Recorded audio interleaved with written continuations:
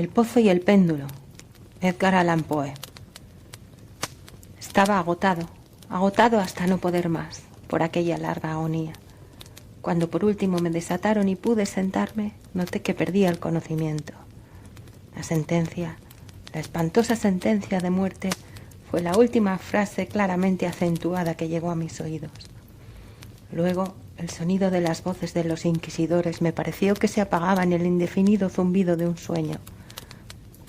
El ruido aquel provocaba en mi espíritu una idea de rotación, quizá a causa de que lo asociaba en mis pensamientos con una rueda de molino. Pero aquello duró poco tiempo porque de pronto no oí nada más. No obstante, durante algún rato pude ver, pero con qué terrible exageración, veía los labios de los jueces vestidos de negro. Eran blancos, más blancos que la hoja de papel sobre la que estoy escribiendo estas palabras, y delgados hasta lo grotesco, adelgazados por la intensidad de su dura expresión, de su resolución inexorable, del riguroso desprecio al dolor humano. Veía que los decretos de lo que para mí representaba el destino salían aún de aquellos labios. Los vi retorcerse en una frase mortal, les vi pronunciar las sílabas de mi nombre, y me estremecí al ver que el sonido no seguía el movimiento. Durante varios momentos de espanto frenético, vi también la blanda y casi imperceptible ondulación de las negras colgaduras que cubrían las paredes de la sala, y mi vista cayó entonces sobre los 7 grandes hachones que se habían colocado sobre la mesa. Tomaron para mí al principio el aspecto de la caridad, y los imaginé ángeles blancos y esbeltos que debían salvarme. Pero entonces, y de pronto, una náusea mortal invadió mi alma, y sentí que cada fibra de mi ser se estremecía como si hubiera estado en contacto con el hilo de una batería galvánica. Y las formas angélicas convertíanse en insignificantes espectros con cabeza de llama, y claramente comprendí que no debía esperar de ellos auxilio alguno. Entonces, como una magnífica nota musical, se insinuó en mi imaginación la idea del inefable reposo que nos espera en la tumba. Llegó suave, furtivamente.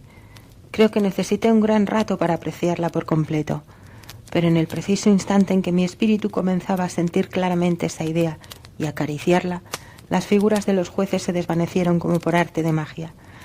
Los grandes hachones se redujeron a la nada.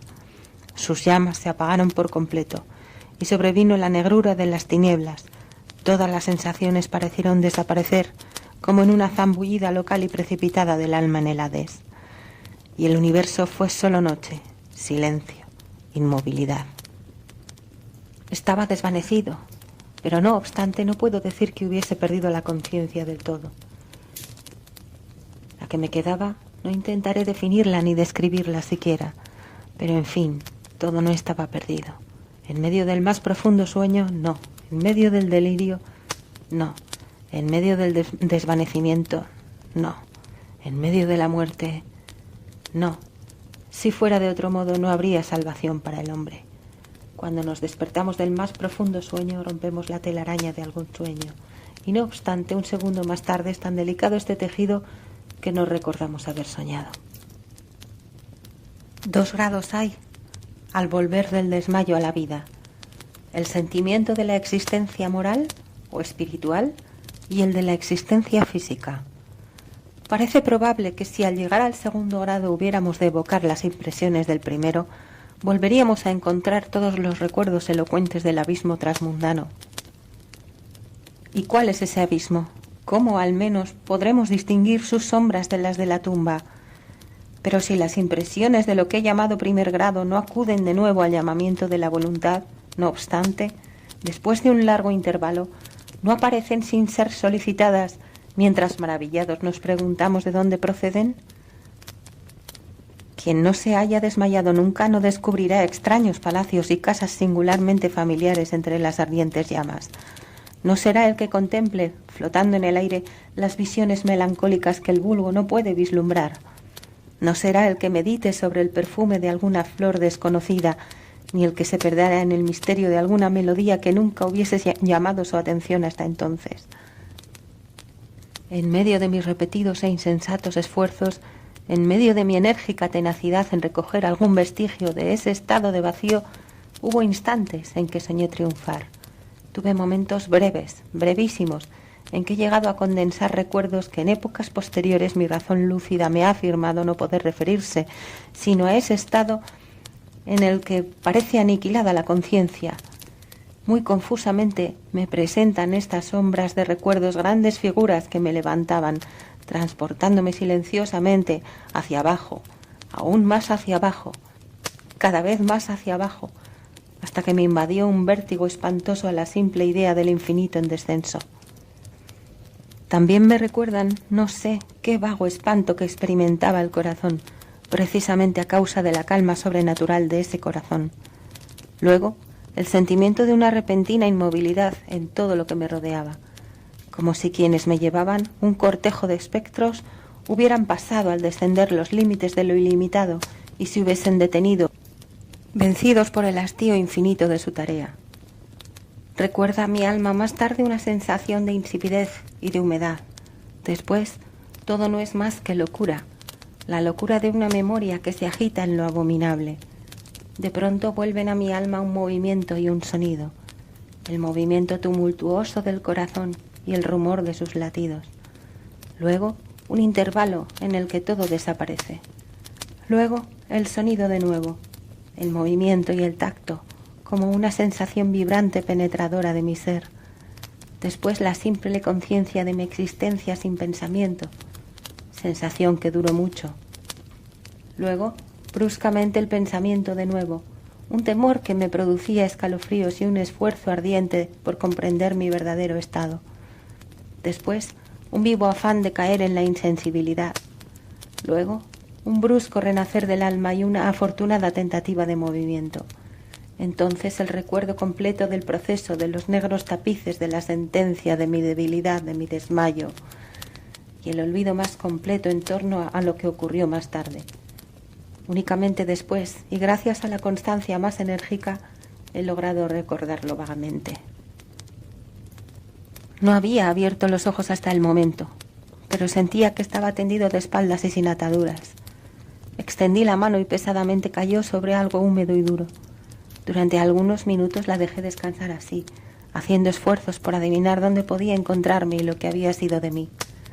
Sentía una gran impaciencia por hacer uso de mis ojos, pero no me atreví. Tenía miedo de la primera mirada sobre las cosas que me rodeaban. No es que me aterrorizara contemplar cosas horribles, sino que me aterraba la idea de no ver nada. A la larga, con una loca angustia en el corazón, abrí rápidamente los ojos. Mi espantoso pensamiento hallábase, pues, confirmado. Me rodeaba la negrura de la noche eterna. Me parecía que la intensidad de las tinieblas me oprimía y me sofocaba. La atmósfera era intolerablemente pesada. Continué acostado tranquilamente e hice un esfuerzo por emplear mi razón. Recordé los procedimientos inquisitoriales y, partiendo de esto, procuré deducir mi posición verdadera. Había sido pronunciada la sentencia y me parecía que desde entonces había transcurrido un largo intervalo de tiempo. No obstante, ni un solo momento imaginé que estuviera realmente muerto. A pesar de todas las ficciones literarias, semejante idea es absolutamente incompatible con la existencia real. Pero ¿dónde me encontraba y cuál era mi estado? Sabía que los condenados a muerte morían con frecuencia en los autos de fe. La misma tarde del día de mi juicio habíase celebrado una solemnidad de especie. ¿Me habían llevado acaso de nuevo a mi calabozo para guardar en él el próximo sacrificio que había de celebrarse meses más tarde? Desde el principio comprendí que esto no podía ser. Inmediatamente había sido puesto en requerimiento el contingente de víctimas. Por otra parte, mi primer calabozo, como todas las celdas de los condenados en Toledo, estaba empedrado y había en él alguna luz.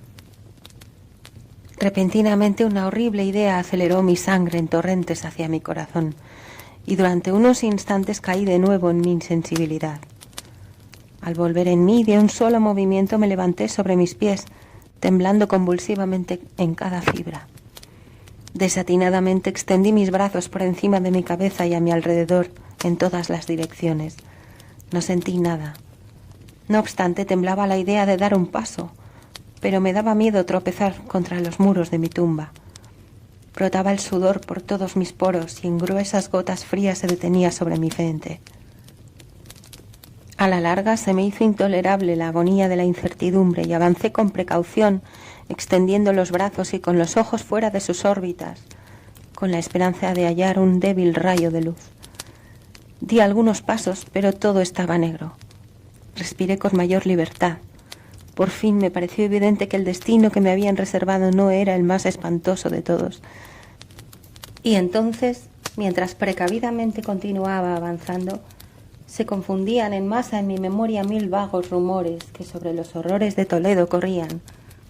Sobre esos calabozos contábanse cosas extrañas. Yo siempre había creído que eran fábulas, pero sin embargo eran tan extraños que solo podían repetirse en voz baja. ¿Debía morir yo de hambre en aquel subterráneo mundo de tinieblas? ¿Y qué muerte más terrible quizá me esperaba? Puesto que conocía demasiado bien el carácter de mis jueces, no podía dudar de que el resultado era la muerte, y una muerte de una amargura escogida. Lo que sería y la hora de su ejecución era lo único que me preocupaba y me aturdía.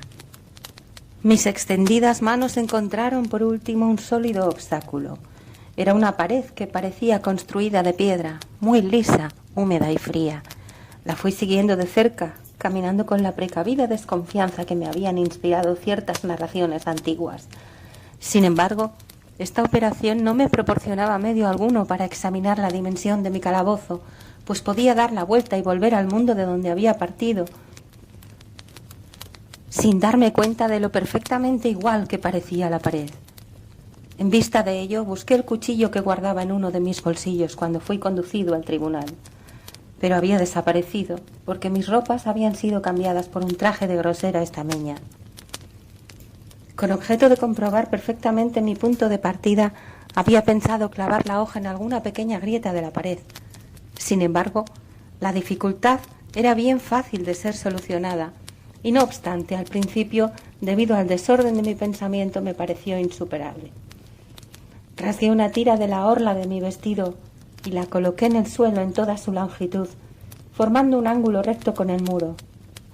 Recorriendo a tientas mi camino en torno a mi calabozo, al terminar el circuito tendría que encontrar el trozo de tela. Por lo menos esto era lo que yo creía, pero no había tenido en cuenta ni las dimensiones de la celda ni mi debilidad. El terreno era húmedo y resbaladizo. Tambaleándome anduve durante algún rato. Después tropecé y caí. Mi gran cansancio me decidió a continuar tumbado, y no tardó el sueño en apoderarse de mí en aquella posición. Al despertarme y alargar el brazo, hallé a mi lado un pan y un cántaro con agua. Estaba demasiado agotado para reflexionar en tales circunstancias y bebí y comí ávidamente. Tiempo más tarde reemprendí mi viaje en torno a mi calabozo y trabajosamente logré llegar al trozo de estameña. En el momento de caer había contado ya 52 pasos y desde que reanudé el camino hasta encontrar la tela 48. De modo que medía un total de 100 pasos. Y suponiendo que 2 de ellos constituyeran una yarda, calculé en unas 50 yardas la circunferencia de mi calabozo. Sin embargo, había tropezado con numerosos ángulos en la pared, y esto impedía el conjeturar la forma de la cueva, pues no había duda alguna de que aquello era una cueva. No ponía gran interés en aquellas investigaciones, y con toda seguridad estaba desalentado, pero una vaga curiosidad me impulsó a continuarlas. Dejando la pared, decidí atravesar la superficie de mi prisión. Al principio procedí con extrema precaución, pues el suelo, aunque parecía ser de una materia dura, era traidor por el limo que en él había. No obstante, al cabo de un rato logré animarme y comencé a andar con seguridad, procurando cruzarlo en línea recta. De esta forma avancé 10 o 12 pasos, cuando el trozo rasgado que quedaba de orla se me enredó entre las piernas, haciéndome caer de bruces violentamente. En la confusión de mi caída no noté al principio una circunstancia no muy sorprendente y que, no obstante, segundos después, hallándome todavía en el suelo, llamó mi atención. Mi barbilla apoyábase sobre el suelo del calabozo, pero mis labios y la parte superior de la cabeza, aunque parecían colocados a menos altura que la barbilla, no descansaban en ninguna parte. Me pareció al mismo tiempo que mi frente se empalmaba en un vapor viscoso y que un extraño olor a setas podridas llegaba hasta mi nariz. Alargué el brazo y me estremecí descubriendo que había caído al borde mismo de un pozo circular cuya extensión no podía medir en aquel momento. Tocando las paredes precisamente debajo del brocal, Logré arrancar un trozo de piedra y la dejé caer en el abismo. Durante algunos segundos presté atención a sus rebotes. Chocaba en su caída contra las paredes del pozo. Lúgubremente se hundió por último en el agua, despertando ecos estridentes. En el mismo instante dejóse oír un ruido sobre mi cabeza, como de una puerta abierta y cerrada casi al mismo tiempo, mientras un débil rayo de luz atravesaba repentinamente la oscuridad y se apagaba enseguida. Con toda claridad vi la suerte que me preparaba y me felicité por el oportuno accidente que me había salvado. Un paso más y el mundo no me hubiera vuelto a ver. Aquella muerte evitada a tiempo tenía ese mismo carácter que había yo considerado como fabuloso y absurdo en las historias que sobre la Inquisición había oído contar. Las víctimas de su tiranía no tenían otra alternativa que la muerte, con sus crueles agonías físicas o con sus abominables torturas morales. Esta última fue la que me había sido reservada. Mis nervios estaban abatidos por un largo sufrimiento, hasta el punto que me hacían temblar el sonido de mi propia voz y me consideraba por todos motivos una víctima excelente para la clase de tortura que me aguardaba. Temblando, retrocedí a tientas hasta la pared, decidido a dejarme morir antes que afrontar el horror de los pozos que en las tinieblas de la celda multiplicaba mi imaginación. En otra situación de ánimo hubiese tenido el suficiente valor para concluir con mis miserias de una sola vez, lanzándome a uno de aquellos abismos. Pero en aquellos momentos era yo el más perfecto de todos los cobardes. Por otra parte, me era imposible olvidar lo que había leído con respecto a aquellos pozos, de los que se decía que la extinción repentina de la vida era una esperanza cuidadosamente excluida por el genio infernal de quien los había concebido. Durante algunas horas me tuvo despierto la agitación de mi ánimo, pero por último me adormecí de nuevo. Al despertarme como la primera vez hallé a mi lado un pan y un cántaro de agua.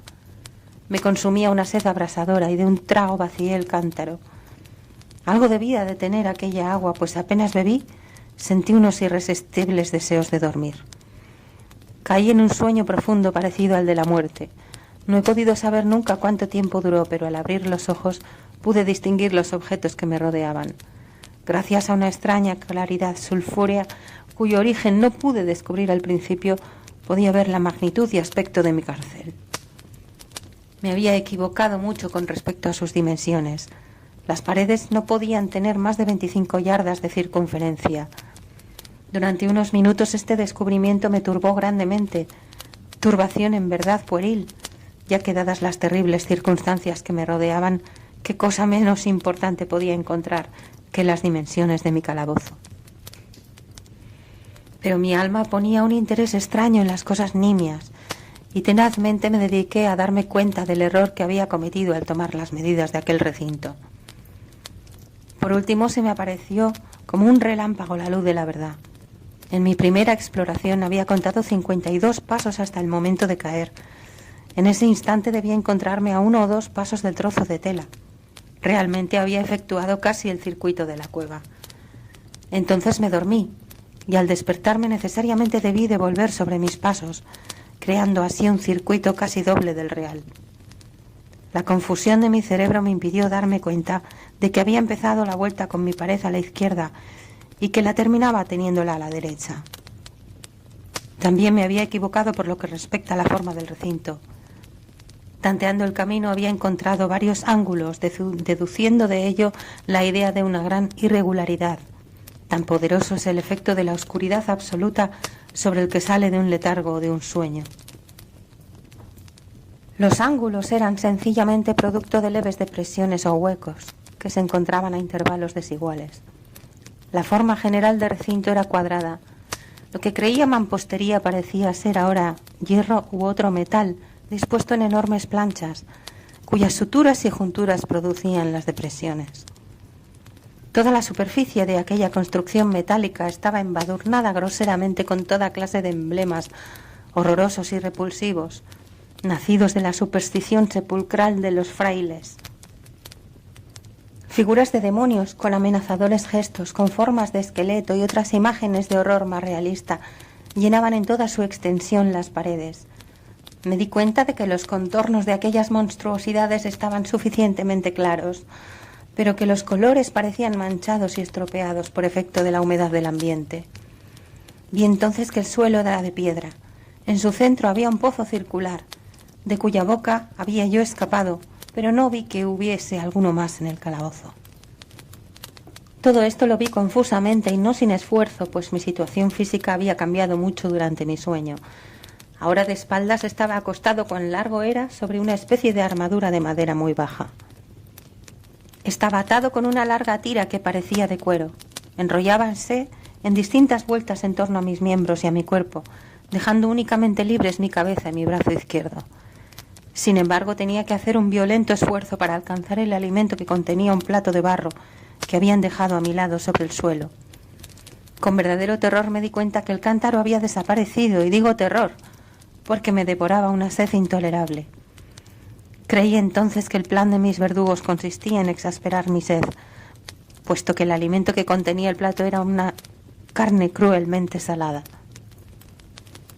Levanté los ojos y examiné el techo de mi prisión. Hallábase a una altura de 30 o 40 pies y pareciese mucho por su construcción a las paredes laterales. En una de sus caras llamó mi atención una figura de las más singulares. Era una representación pintada del tiempo, tal como se acostumbra a representarle, pero en lugar de la guadaña tenía un objeto que a primera vista creí que se trataba de un enorme péndulo como el de los relojes antiguos. No obstante, había algo en el aspecto de aquella máquina que me hizo mirarla con más detención. Mientras la observaba directamente mirando hacia arriba, pues hallábase colocada exactamente sobre mi cabeza, me pareció ver que se movía. Un momento después se confirmaba mi idea. Su balanceo era corto y por tanto muy lento. No sin cierta desconfianza y sobre todo con extrañeza la observé durante unos minutos. Cansado al cabo de vigilar su fastidioso movimiento, volví mis ojos a los demás objetos de la celda. Un ruido leve atrajo mi atención. Miré al suelo y vi algunas enormes ratas que lo cruzaban. Habían salido del pozo que yo podía distinguir a la derecha. En ese instante, mientras las miraba, subieron en tropel a toda prisa, con voraces ojos y atraídas por el olor de la carne. Me costó gran esfuerzo y atención apartarlas. Transcurrió media hora, tal vez una hora, pues apenas imperfectamente podía medir el tiempo cuando de nuevo levanté los ojos sobre mí. Lo que entonces vi me dejó atónito y sorprendido. El camino del péndulo había aumentado casi 1 yarda y como consecuencia natural su velocidad también era mucho mayor. Pero principalmente lo que más me impresionó fue la idea de que había descendido visiblemente. Puede imaginarse con qué espanto observé entonces que su extremo inferior estaba formado por una media luna de brillante acero, que aproximadamente tendría 1 pie de largo de un cuerno a otro.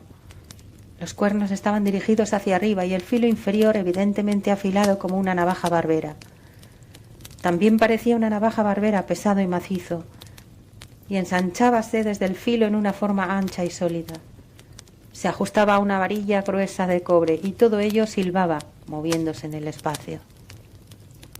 Ya no había ninguna duda con respecto a la suerte que me había preparado la horrible ingeniosidad monacal. Los agentes de la Inquisición habían previsto mi descubrimiento del pozo, cuyos horrores habían sido reservados para un hereje tan temerario como yo. Del pozo, imagen del infierno considerado por la opinión como la última tule de todos los castigos. El más fortuito de los accidentes me había salvado de caer en él, y yo sabía que el arte de convertir el suplicio en un lazo y una sorpresa constituía una rama importante de aquel sistema fantástico de ejecuciones misteriosas. Por lo visto, habiendo fracasado mi caída en el pozo, no figuraba en el demoníaco plan arrojarme a él. Por tanto, estaba destinado, y en este caso sin ninguna alternativa, a una muerte distinta y más dulce. Más dulce. En mi agonía, pensando en el uso singular que yo hacía de esta palabra, casi sonreí. ¿Para qué contar las largas, interminables horas de horror más que mortales durante las que conté las vibrantes oscilaciones del acero? Pulgada a pulgada, línea a línea, descendía gradualmente efectuando un descenso solo apreciable a intervalos, que eran para mí más largos que siglos, y cada vez más y más cerca. Seguía bajando, bajando. Pasaron días, tal vez muchos días, antes de que llegase a balancearse lo suficientemente cerca de mí para abanicarme con su aire acre. Hería mi olfato el olor del acero afilado. Rogué al cielo, cansándolo con mis súplicas, que hiciera descender más rápidamente el acero. Enloquecí, me volví frenético, hice esfuerzos para incorporarme e ir al encuentro de aquella espantosa y movible cimitarra.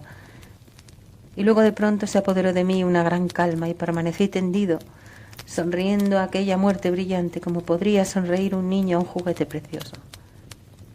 Transcurrió luego un instante de perfecta insensibilidad. Fue un intervalo muy corto. Al volver a la vida no me pareció que el péndulo hubiera descendido a una altura apreciable. No obstante, es posible que aquel tiempo hubiera sido larguísimo.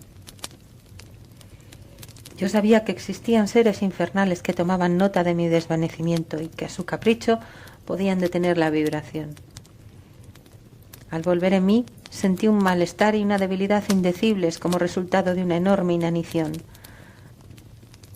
Aun entre aquellas angustias, la naturaleza humana suplicaba el sustento. Con un esfuerzo penoso extendí mi brazo izquierdo tan lejos como mis ligaduras me lo permitían y me apoderé de un pequeño sobrante que las ratas se habían dignado dejarme.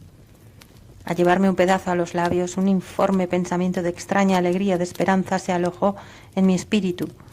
No obstante, ¿qué había de común entre la esperanza y yo? Repito que se trataba de un pensamiento informe. Con frecuencia tiene el hombre pensamientos así que nunca se completan. Me di cuenta de que se trataba de un pensamiento de alegría, de esperanza, pero comprendí también que había muerto al nacer. Me esforcé inútilmente en completarlo, en recobrarlo. Mis largos sufrimientos habían aniquilado casi por completo las ordinarias facultades de mi espíritu. Yo era un imbécil, un idiota. La oscilación del péndulo se efectuaba en un plano que formaba ángulo recto con mi cuerpo. Vi que la cuchilla había sido dispuesta de modo que atravesara la región del corazón. Rasgaría la tela de mi traje, volvería luego y repetiría la operación una y otra vez.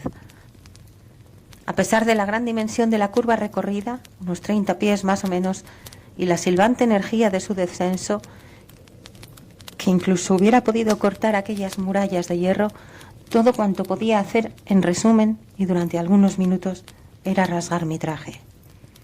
Y en ese pensamiento me detuve. No me atreví a ir más allá de él. Insistí sobre él con una sostenida atención, como si con esta insistencia hubiera podido parar allí el descenso de la cuchilla. Empecé a pensar en el sonido que produciría ésta al pasar sobre mi traje, y en la extraña y penetrante sensación que produce el roce de la tela sobre los nervios. Pensé en todas esas cosas hasta que los dientes me rechinaron. Más bajo aún. Deslizábase cada vez más bajo. Yo hallaba un placer frenético en comparar su velocidad de arriba abajo con su velocidad lateral. Ahora hacia la izquierda, ahora hacia la derecha. Después se iba lejos, y volvía luego con el chillido de un alma condenada, hasta mi corazón con el andar furtivo del tigre. Yo aunaba y reía alternativamente según me dominase una u otra idea. Más bajo, invariablemente, inexorablemente más bajo. Movíase a 3 pulgadas de mi pecho. Furiosamente intenté libertar con violencia mi brazo izquierdo. Estaba libre solamente desde el codo hasta la mano. Únicamente podía mover la mano desde el plato que habían colocado a mi lado hasta mi boca. Solo esto, y con un gran esfuerzo. Si hubiera podido romper las ligaduras por encima del codo, hubiera cogido el péndulo e intentado detenerlo, lo que hubiera sido como intentar detener una avalancha. Siempre más bajo, incesantemente, inevitablemente más bajo. Respiraba con verdadera angustia y me agitaba cada vibración. Mis ojos seguían el vuelo ascendente de la cuchilla y su caída, con el ardor de la desesperación más enloquecida. Espasmódicamente cerrábanse en el momento del descenso sobre mí. Aun cuando la muerte hubiera sido un alivio, oh, qué alivio más indecible. Y sin embargo temblaba con todos mis nervios al pensar que bastaría que la máquina descendiera un grado para que se precipitara sobre mi pecho el hacha afilada y reluciente. Y mis nervios temblaban y hacían encoger todo mi ser a causa de la esperanza. Era la esperanza triunfante aún sobre el potro, que dejábase oír al oído de los condenados a muerte, incluso en los calabozos de la Inquisición. Comprobé que 10 o 12 vibraciones aproximadamente pondrían el acero en inmediato contacto con mi traje, y con esta observación entróse en mi ánimo la calma condensada y aguda de la desesperación. Desde hacía muchas horas, desde hacía muchos días, tal vez, pensé por vez primera.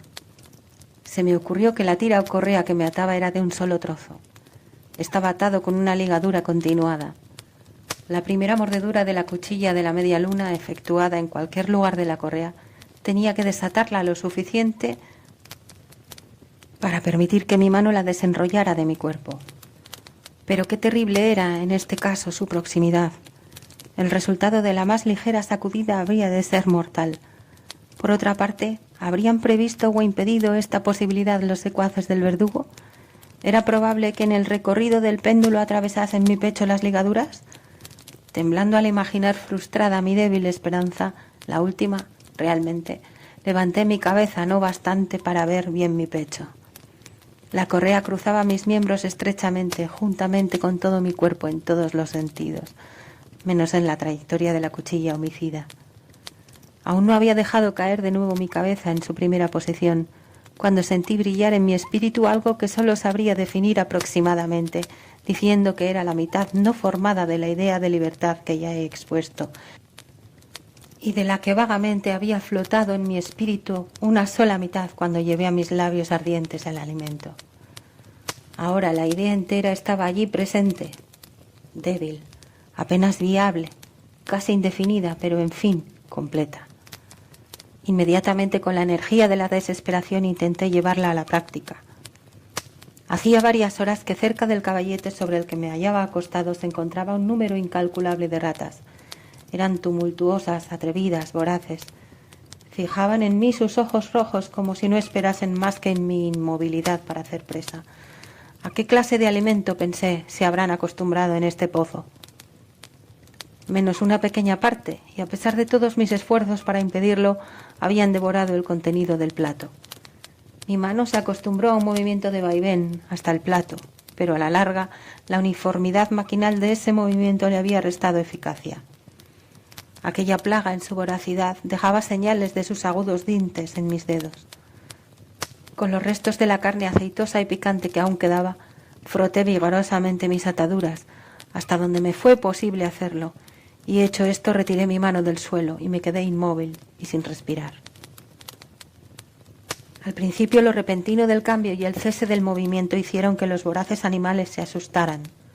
Se apartaron alarmados y algunos volvieron al pozo, pero esta actitud no duró más de un instante. No había contado yo en vano con su glotonería. Viéndome sin movimiento, una o dos de las más atrevidas se encaramaron por el caballete y olisquearon la correa.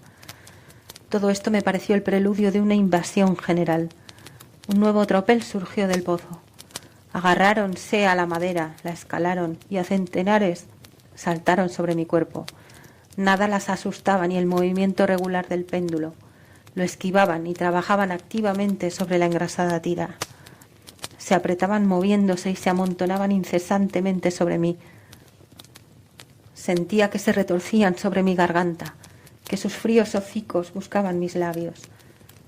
Me encontraba medio sofocado por aquel peso que se multiplicaba constantemente. Un asco espantoso que ningún hombre ha sentido en el mundo henchía mi pecho y helaba mi corazón como un pesado vómito. Un minuto más y me daba cuenta de que la operación habría terminado. Sobre mí sentía perfectamente la distensión de las ataduras. Me daba cuenta de que en más de un sitio habían de estar cortadas. Con una resolución sobrehumana continué inmóvil. No me había equivocado en mis cálculos. Mis sufrimientos no habían sido vanos. Sentí luego que estaba libre. En pedazos colgaba la correa en torno de mi cuerpo, pero el movimiento del péndulo efectuábase ya sobre mi pecho. La estameña de mi traje había sido atravesada y cortada la camisa. Efectuó 2 oscilaciones más, y un agudo dolor atravesó mis nervios, pero había llegado el instante de mi salvación. A un ademán de mis manos huyeron tumultuosamente mis libertadoras. Con un movimiento tranquilo y decidido, prudente y oblicuo, lento y aplastándome contra el banquillo, me deslicé fuera del abrazo de la tira y del alcance de la cimitarra. Cuanto menos por el momento estaba libre, y en las garras de la Inquisición. Apenas había escapado de mi lecho de horror, apenas hube dado unos pasos por el suelo de mi calabozo, cesó el movimiento de la máquina infernal y la oí subir, atraída hacia el techo por una fuerza invisible. Aquella fue una lección que llenó de desesperación mi alma. Indudablemente todos mis movimientos eran espiados. Libre, había escapado de la muerte bajo una determinada agonía, solo para ser entregado a algo peor que la muerte misma y bajo otra nueva forma. Pensando en ello, fijé convulsivamente mis ojos en las paredes de hierro que me rodeaban. Algo extraño, un cambio que en un principio no pude apreciar claramente, se había producido con toda evidencia en la habitación. Durante varios minutos en los que estuve distraído, lleno de ensueños y de escalofríos, me perdí en conjeturas vanas e incoherentes. Por primera vez me di cuenta del origen de la luz sulfurosa que iluminaba la celda. Provenía de una grieta de media pulgada de anchura que extendiese en torno del calabozo en base de las paredes, que de ese modo parecían y en efecto lo estaban completamente separadas del suelo. Intenté mirar por aquella abertura, aunque como puede imaginarse inútilmente. Al levantarme desanimado, se descubrió a mi inteligencia de pronto el misterio de la alteración que la celda había sufrido. Había tenido ocasión de comprobar que aun cuando los contornos de las figuras pintadas en las paredes fuesen suficientemente claros, los colores parecían alterados y borrosos. Ahora acababan de tomar y tomaban a cada momento un sorprendente e intensísimo brillo que daba a aquellas imágenes fantásticas y diabólicas un aspecto que hubiera hecho temblar a nervios más firmes que los míos. Pupilas demoníacas, de una viveza siniestra y feroz, se clavaban sobre mí desde 1000 sitios distintos, donde yo anteriormente no había sospechado que se encontrara ninguna, y brillaban cual fulgor lúgubre de un fuego que, aunque vanamente, quería considerar completamente imaginario. Me bastaba respirar para traer hasta mi nariz un vapor de hierro enrojecido. Extendíase por el calabozo un olor sofocante. A cada momento reflejábase un ardor más profundo en los ojos clavados en mi agonía. Un rojo más oscuro se extendía sobre aquellas horribles pinturas sangrientas. Estaba jadeante. Respiraba con grandes esfuerzos. No había duda con respecto al deseo de mis verdugos, los más despiadados, los más demoníacos de todos los hombres. Me aparté lejos del metal ardiente, dirigiéndome al centro del calabozo. Frente a aquella destrucción por el fuego, la idea de la frescura del pozo llegó a mi alma como un bálsamo. Me lancé hacia sus mortales bordes. Dirigí mis miradas hacia el fondo. El resplandor de la inflamada bóveda iluminaba sus cavidades más ocultas. No obstante, durante un minuto de desvarío, mi espíritu negóse a comprender la significación de lo que veía. Al fin, aquello penetró en mi alma, a la fuerza, triunfalmente. Se grabó a fuego en mi razón estremecida. Una voz para hablar. ¡Oh, horror! Todos los horrores menos ese. Con un grito me aparté del brocal y, escondido mi rostro entre las manos, lloré con amargura. El calor aumentaba rápidamente y levanté una vez más los ojos, temblando en un acceso febril. En la celda habíase operado un segundo cambio y efectuábase evidentemente en la forma. Como la primera vez, intenté inútilmente apreciar o comprender lo que sucedía, pero no me dejaron mucho tiempo en la duda. La venganza de la Inquisición era rápida y 2 veces la había frustrado. No podía luchar por más tiempo con el rey del espanto. La celda había sido cuadrada. Ahora notaba que 2 de sus ángulos de hierro eran agudos y por tanto obtusos los otros 2. Con un gruñido de un sordo gemido aumentaba rápidamente el terrible contraste. En un momento la estancia había convertido su forma en la de un rombo, pero la transformación no se detuvo aquí. No deseaba ni esperaba que se parase. Hubiera llegado a los muros al rojo para aplicarlos contra mi pecho, como si fueran una vestidura de eterna paz. La muerte, me dije, cualquier muerte menos la del pozo.